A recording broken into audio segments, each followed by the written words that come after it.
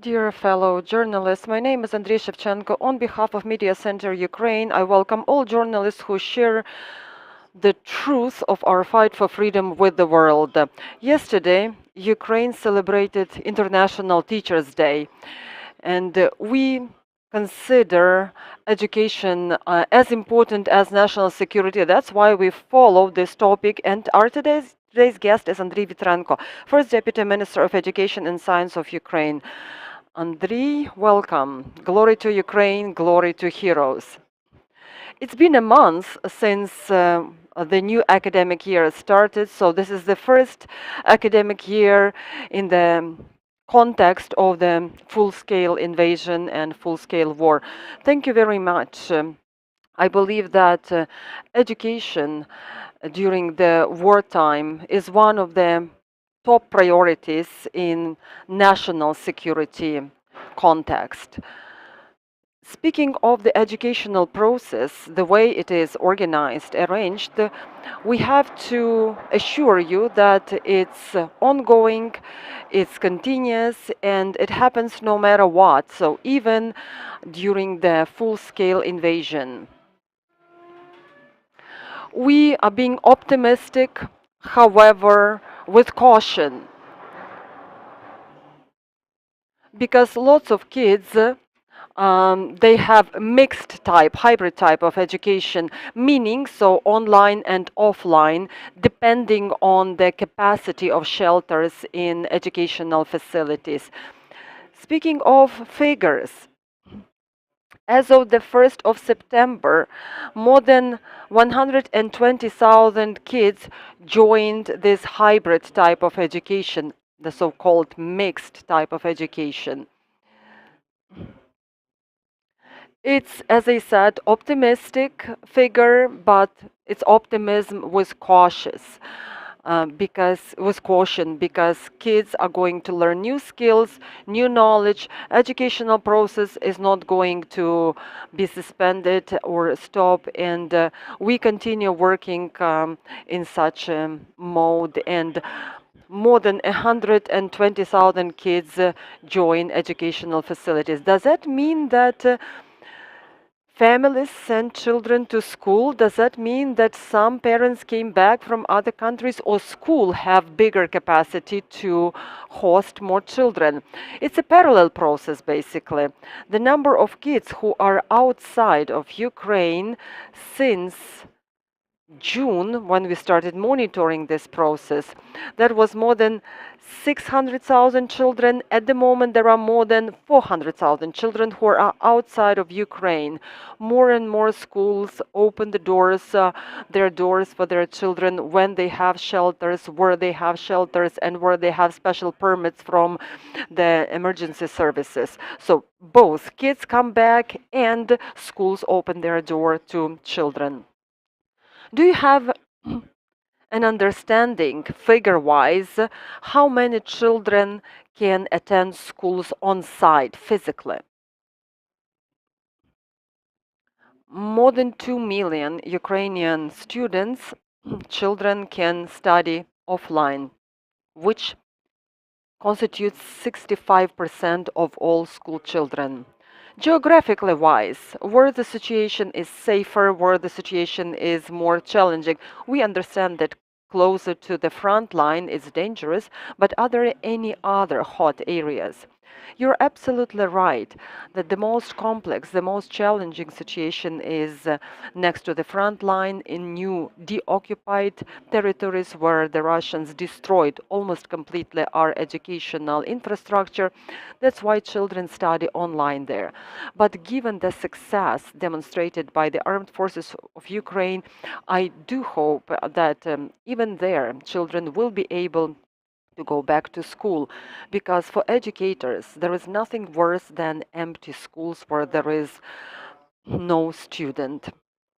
For a Ukrainian school child from Izum or other deoccupied, retaken territories, what are the educational opportunities?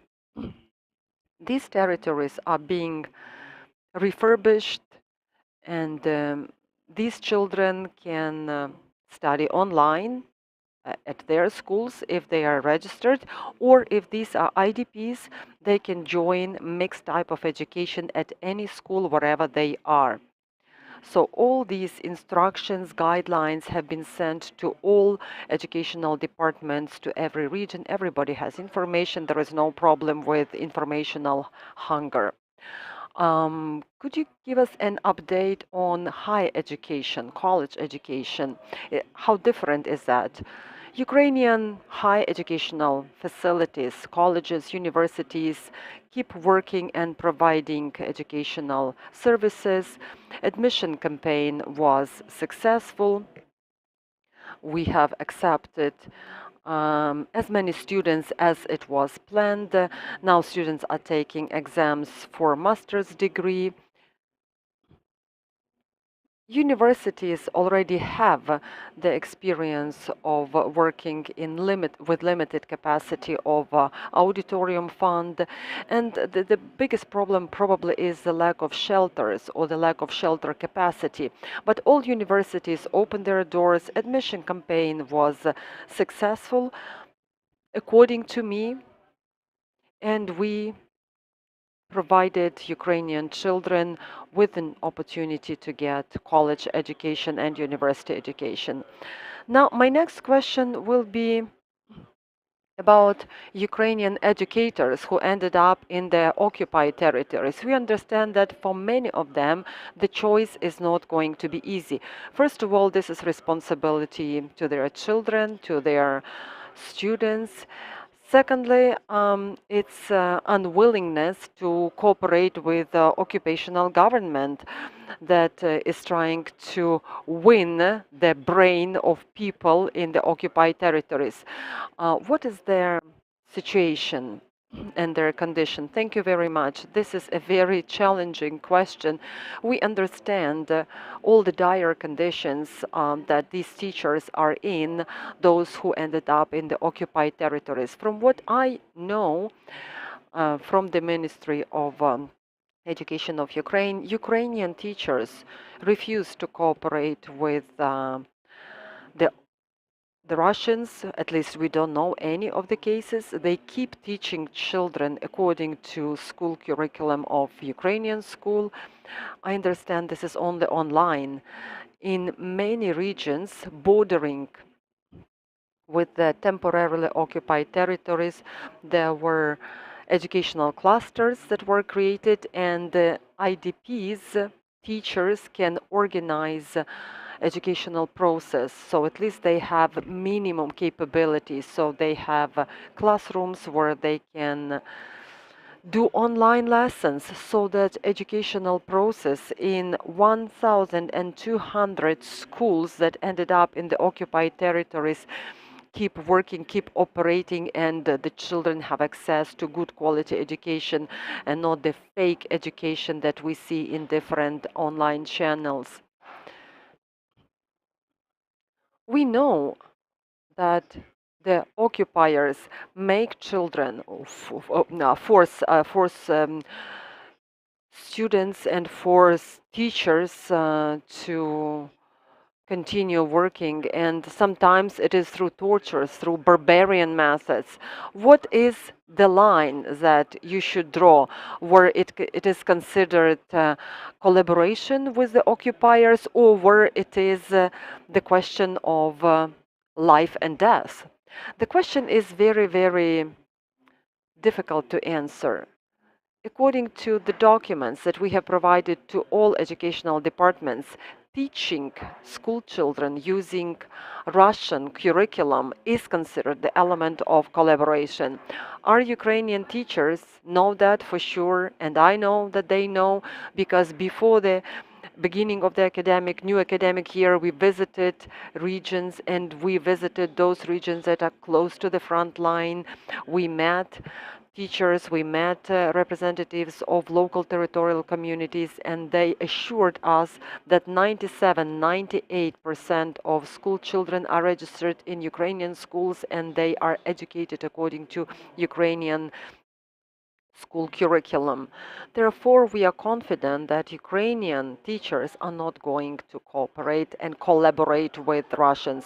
Do you have any welcoming, encouraging words to Ukrainian teachers, educators who celebrated their professional holiday yesterday and who are now working in very difficult conditions? I'd like to express my sincere gratitude to them because educational front is very important. Our heroic armed forces are now fighting for our future and for our present, but Ukrainian teachers also keep fighting for the future of our country, for the future of Ukrainian children, because Ukrainians are a very educated nation. We all know that without a doubt.